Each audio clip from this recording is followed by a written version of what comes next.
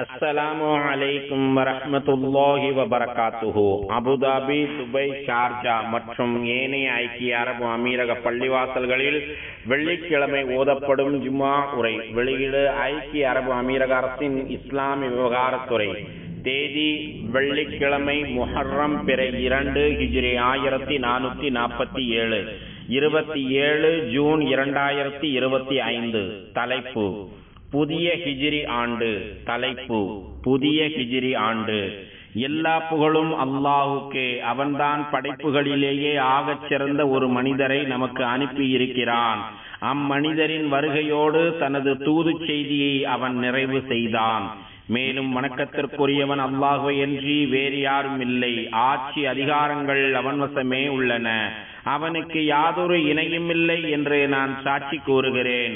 எங்கள் திருநபி முஹம்மது ஸல்லல்லாஹு அலைஹி வஸல்லம் அவர்கள் அல்லாஹுவின் அடியாராகவும் தூதராகவும் இருக்கிறார்கள் என்று நான் சாட்சி கூறுகிறேன்.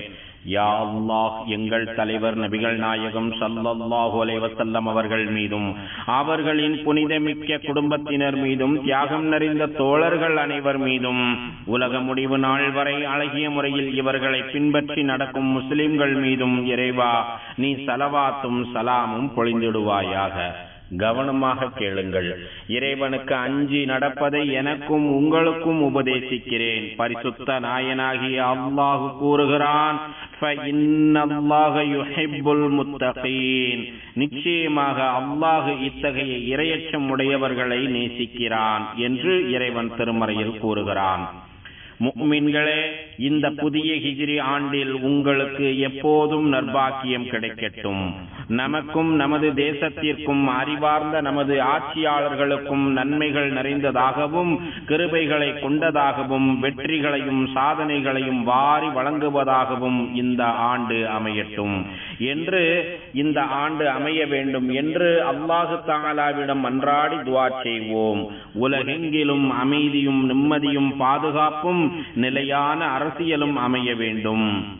முக்கியத்துவம் வாய்ந்த இந்த தருணத்தில் நமது நபி கண்மணி நாயகம் ஸல்லல்லாஹு அலைஹி வஸல்லம் அவர்களின் வரலாற்று பக்கங்களில் வலிமையான சில பக்கங்கள் உங்கள் கண் முன்னால் விரிந்திருக்கின்றன. அதுதான் நபி ஸல்லல்லாஹு அலைஹி வஸல்லம் அவர்களின் ஹிஜ்ரத் பயணம் தொடர்பான செய்திகள். இறை நம்பிக்கையை காப்பதற்காக இந்த பயணம் அமைந்தது. நிலையான அரசியல் தன்மையை தக்க வைப்பதற்காகவும் அமைதியை பரவலாக்குவதற்காகவும் தலை சிறந்த ஒரு தேசத்தை கட்டமைப்பதற்காகவும் இந்த பயணம் அமைந்தது. ஆம், இறை தூதர் கண்மணி நாயகம் ஸல்லல்லாஹு அலைஹி வஸல்லம் அவர்களின் இந்த பயணம் மிக உயரிய மனிதநேய பண்புகளை பறைசாற்றும் பயணமாக அமைந்தது.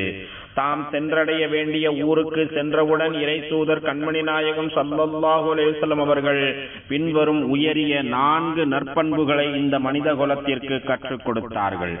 பின்வரும் உயரிய 4 நற்பண்புகளை இந்த மனித குலத்திற்கு அவர்கள் கற்றுக் கொடுத்தார்கள். அவற்றில் முதல் நற்பண்பாக அமைதியை பரவலாக்க வேண்டும் என்று வலியுறுத்தினார்கள். அவர்கள் இவ்வாறு அறிவுரை கூறியுள்ளார்கள்: அஃஷுஸ் ஸலாம் வஅத்இமுத் தஆம் வஸிலுல் அர்ஹாம் வஸல்லு வன்னாசு நியாம் தத்குலுல் ஜன்னத பிஸலாம். மனிதர்களே, நீங்கள் சலாம் எனும் அமைதியை பரப்புங்கள். மனிதர்களே, நீங்கள் சலாம் எனும் அமைதியை பரப்புங்கள். எளியோருக்கு உணவளியுங்கள். மேலும் உங்கள் இரத்தவழி உறவுகளோடு சேர்ந்து வாழுங்கள். மக்கள் இரவில் தூங்கிக் கொண்டிருக்கும் போது நீங்கள் தூங்காமல் தொழுங்கள். இவ்விதம் நீங்கள் செய்வதால் சொர்க்கத்திற்குள் மிக நிம்மதியாக நுழைவீர்கள் என்று இறை தூதர் ஸல்லல்லாஹு அலைஹி வஸல்லம் அவர்கள் கூறினார்கள். அஸ்ஸலாம் எனும் அமைதிதான் மனிதகுல முன்னேற்றத்திற்கான முதல் அடிப்படையாக அவர்கள் காட்டி தந்திருக்கிறார்கள். மேலும் அவர்கள் கட்டி எழுப்பிய மதிப்புமிக்க கட்டிடமாகவும் இது இருக்கிறது. இதில் எவ்வித ஆச்சரியமும் இல்லை. ஏனெனில் அமைதி மூலமே பகை உணர்ச்சி நீங்கும், உறவுகள் பலப்படும், இதயங்கள் ஒன்றிணையும், முயற்சிகள் யாவும் ஒருங்கிணைக்கப்படும். இதனால் நல்ல நாகரீக வளர்ச்சி கட்டமைக்கப்படும். அதனைத் தொடர்ந்து சமுதாயங்கள் செழிப்புடன் வீற்றிருக்கும். மேற்கூறிய நற்பண்புகளில் இறை தூதர் கண்மணி நாயகம் ஸல்லல்லாஹு அலைஹி வஸல்லம் அவர்கள் இரண்டாவதாக வலியுறுத்தியது வஅத்இமுத் தஆம், ஏழை எளியோருக்கு உணவளியுங்கள் என்பதாகும். இதனால் சமூகங்களில் ஒற்றுமை அதிகரிக்கும். சமுதாயத்தில் உள்ள ஒவ்வொரு தனிநபருக்கும் இடையிலான பிணைப்பும் நெருக்கமும் மேலும் வலிமையடையும். இதனை அவர்கள் தொடர்ந்து செய்யும் போது கொடுத்து உதவும் பண்பு என்பது அவர்களின் இயல்பான தன்மையாகவும் தாராளமான மனப்பான்மையாகவும் மாறிவிடும். தேவையுள்ளவர்களுக்கு உணவளிப்பது அவர்களின் அன்றாட பழக்கமாகவே உருவாகிவிடும். இதனை தொடர்ந்து கடைபிடிப்பவர்களை அல்லாஹ் நன்கு பொருந்திக் கொள்கிறான். இவ்வாறு தொடர்ந்து தர்மம் செய்பவர்களுக்கு அதன் பின்னர் மேலும் அதிகமாக அவன் வாரி வழங்குகிறான். ஏனெனில் அவன்தான் பின்வருமாறு கூறுகிறான்: வமா அன்ஃபக்தும் மின் ஷைஇன் ஃபஹுவ யுக்லிஃபுஹு வஹுவ கைருர் ராஸிகீன். நீங்கள் எதை தானம் செய்த போதிலும் அவன் அதற்கு பிரதி கொடுத்தே தீருகிறான். நீங்கள் எதை தர்மம் செய்த போதிலும் அவன் அதற்கு பிரதி கொடுத்தே தீருவான். அவன் கொடையளிப்பவர்களில் மிக்க மேலானவன் என்று இறைவன் திருமறையில் கூறுகிறான். அல்லாஹுவின் நல்லடியார்களே, கண்மணி நாயகம் ஸல்லல்லாஹு அலைஹி வஸல்லம் அவர்கள் மேற்கூறிய ஹதீஸில் வலியுறுத்திய மூன்றாவது நற்பண்பு என்பது வஸிலுல் அர்ஹாம், இரத்த வழி உறவினர்களோடு சேர்ந்து இருங்கள், இணக்கமாக இருங்கள் என்பதாகும். இதனால் உறவுகள் பலப்படும். உறவினர்களுக்கிடையிலான தொடர்புகள் தொடர்ந்து நீடித்திருக்கும். ஒரே வீட்டில் வசிக்கும் குடும்பத்தினர்களுக்கு இடையிலேயும் வெளியில் வசிக்கும் சொந்தங்களுக்கு இடையிலும் விரிசலும் ஏற்படாதவாறு நெருக்கத்தை தக்க வைக்கும். இதன் மூலம் இவர்கள் அனைவரையும் உள்ளடக்கி இருக்கும் அந்த சமூகம் ஒற்றுமையாக திகழும். எனவே சொந்த பந்தங்களிடம் பேணிக்கையோடு இருப்பதில் நீங்கள் அல்லாஹ் ஒருவனை பயந்து நடந்து கொள்ளுங்கள். இதை பற்றி அவன் பின்வருமாறு கூறுகிறான்: வத்தகுல்லாஹல்லதீ தஸாஅலூன பிஹி வல் அர்ஹாம் இன்னல்லாஹ கான அலைக்கும் ரகீபா.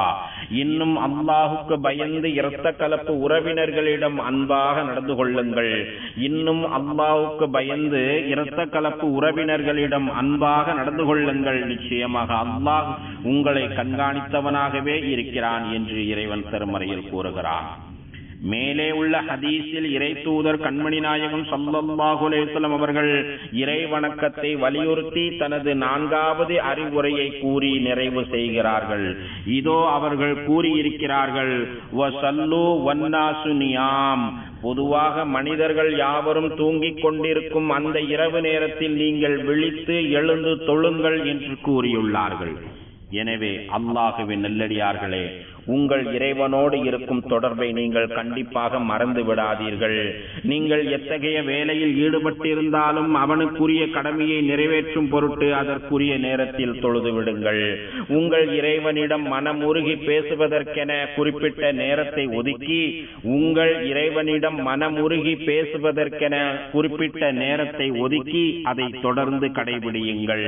இதனை நீங்கள் செய்யும் போது பின்வருமாறு கூறப்பட்டுள்ள நல்லடியார்களின் பட்டியல் நீங்களும் சேர்ந்து கொள்கிறீர்கள். இறைவன் கூறுகிறான்: வல்லதீன யபீதூன லிரப்பிஹிம் சுஜ்ஜதன் வ கியாமா. அவர்கள் தங்கள் இறைவனை நின்றவர்களாகவும் சிரம் பணிந்தவர்களாகவும் இரவெல்லாம் வணங்குவார்கள்.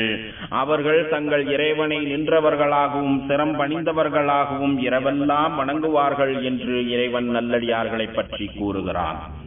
மேற்கூறிய ஹதீஸில் உள்ள 4 நற்பண்புகளை யார் தொடர்ந்து கடைபிடிக்கிறாரோ, அதனை நிறைவேற்ற வேண்டிய முறையில் யார் மிகச்சரியாக நிறைவேற்றி வருகிறாரோ, கண்டிப்பாக அல்லாஹ் அவரை தாருஸ்ஸலாம் என்கிற சொர்க்கத்திற்குள் மிக நிம்மதியாக அனுப்புகிறான்.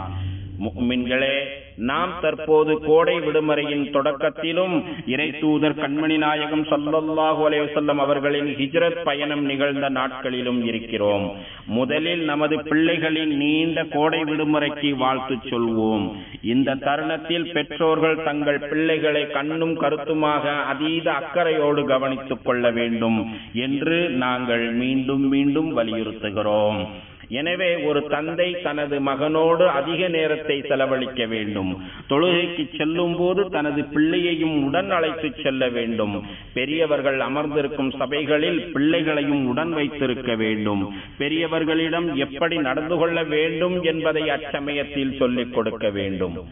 பிள்ளைகளின் மோசமான சகவாசமும் மிக அதிகமான ஓய்வு நேரமும் அவர்களை தவறான வழிக்கு கொண்டு சென்றுவிடும்.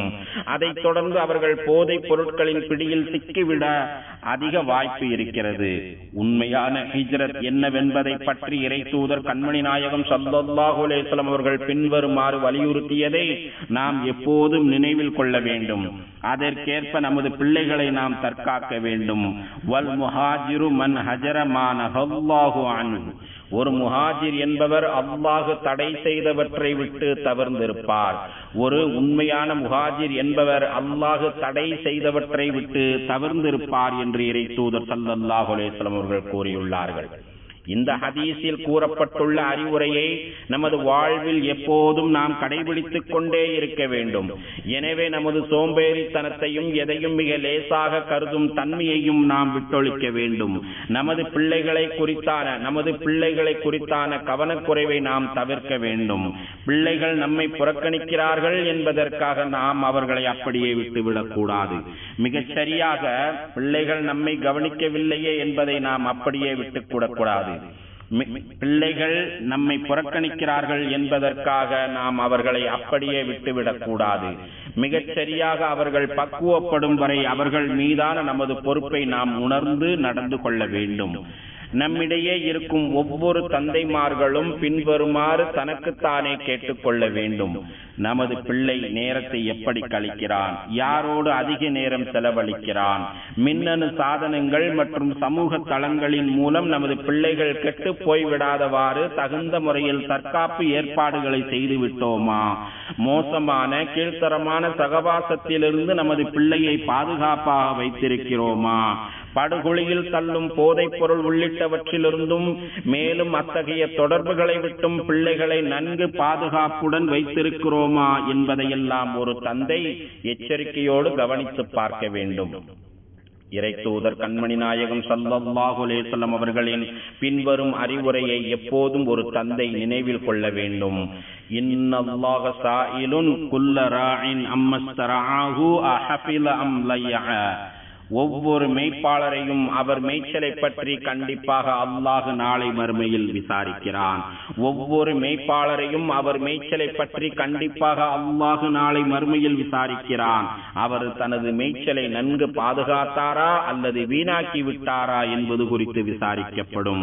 எந்த அளவிற்கென்றால் ஒரு மனிதரிடம் அவரது குடும்பத்தில் உள்ளவர்களை பற்றியும் விசாரிக்கப்படும் என்று இறை தூதர் ஸல்லல்லாஹு அலைஹி வஸல்லம் அவர்கள் கூறியுள்ளார்கள். மிக மோசமான கெட்ட பழக்கம் மற்றும் போதைப் பொருட்களின் சகவாசத்தில் சிக்கிக் கொண்டவனே, உன்னை நினைத்து உனது பெற்றோர்கள் எப்போதும் மன வருத்தத்தில் இருப்பதை நீ யோசித்து பார்க்க மாட்டாயா? உனது எதிர்காலத்தை பற்றி நீ கொஞ்சம் கூட சிந்தித்து பார்க்க மாட்டாயா? இதோ இத்தகைய பேரழிவிலிருந்து நீ மீண்டு விடுவதற்கான வாய்ப்பு தற்போது வந்திருக்கிறது. உன்னை நீயே முற்றிலுமாக அழித்துக் கொள்வதற்கு முன் தாமாக முன்வந்து தகுந்த முறையில் நீ சிகிச்சை எடுத்துக்கொள். இறை தூதர் கண்மணி நாயகம் ஸல்லல்லாஹு அலைஹி வஸல்லம் அவர்களின் பின்வரும் எச்சரிக்கையை நீ கொஞ்சம் சிந்தித்து பார். இறை தூதர் கண்மணி நாயகம் ஸல்லல்லாஹு அலைஹி வஸல்லம் அவர்களின் பின்வரும் எச்சரிக்கையை நீ கொஞ்சம் சிந்தித்து பார். லா தஸூலு கதமா அப்தி யௌமல் கியாமத்தி ஹத்தா யுஸ்அல். லா தஸூலு கதமா அப்தி யௌமல் கியாமத்தி ஹத்தா யுஸ்அல் அன் ஜிஸ்மிஹி ஃபீமா அப்லா. தனது வாழ்நாளை எதில் கழித்தான் என்று ஓர் அடியானிடம் கேட்கப்படும் வரை அந்த அடியானின் இரு பாதங்கள் நாளை மறுமையில் நகராது. மேலும் அவன் எந்த செயல்பாடுகளில் தனது காரியங்களை செய்தான் என்றும், மேலும் அவன் பொருளை எந்த வகையில் சம்பாதித்தான் மற்றும் எந்த காரியங்களில் செலவு செய்தான் என்றும், மேலும் தனது உடலை எதற்கு பயன்படுத்தினான் என்றும் அவன் கேட்கப்பட்ட பிறகே நாளை மறுமையில் அவனுடைய பாதங்கள் நகரும் என்று இறை தூதர் ஸல்லல்லாஹு அலைஹி வஸல்லம் அவர்கள் கூறியுள்ளார்கள். நாம் அனைவரும் இந்த ஒட்டுமொத்த சமுதாயத்தை கண்ணும் கருத்துமாக கவனிக்க வேண்டும். இது குறித்து நாம் நாளை மறுமையில் விசாரிக்கப்படுவோம் என்பதை நீங்கள் அறிந்து கொள்ளுங்கள். நமக்கு முன்னால் ஏதேனும் ஒரு தவறு நடந்தாலோ அசம்பாவிதம் நடந்தாலோ அது குறித்து நாம் தகுந்த முறையில் நடவடிக்கை எடுக்க வேண்டும். ஏனெனில் நெருக்கமாக இருப்பவர்கள் அல்லது வீட்டில் இருப்பவர்களை விட அந்நியராக இருக்கும் நமக்கு மிக அதிகமாக தெரிந்திருக்க வாய்ப்பிருக்கிறது. அத்தகைய சமயத்தில் நாம் நமது பொறுப்பை உணர்ந்து செயல்பட வேண்டும். இதன் மூலம் நமது இறைவனின் பொருத்தத்தை மட்டுமே நோக்கமாக கொள்ள வேண்டும்.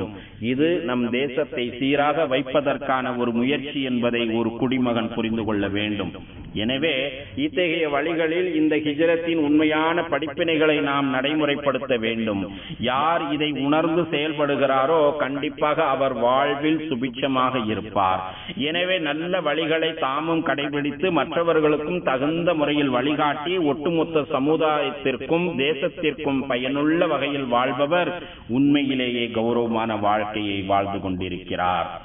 யா அல்லாஹ், உனக்கும் உனது தூதர் முஹம்மது ஸல்லல்லாஹு அலைஹி வஸல்லம் அவர்களுக்கும் நீ யாரையெல்லாம் பின்பற்றி நடக்கச் சொன்னாயோ அவர்களுக்கும் நாங்கள் முழுமையாக வழிபடுவதற்கு எங்கள் அனைவருக்கும் நீ உதவி புரிவாயாக. அல்லாஹ் தனது திருமறையில் கூறுகிறான், யா அய்யுஹல்லதீன ஆமனு அத்தியுல்லாஹ வ அத்தியுர் ரசூல வ உலில் அம்ரி மின்கும்.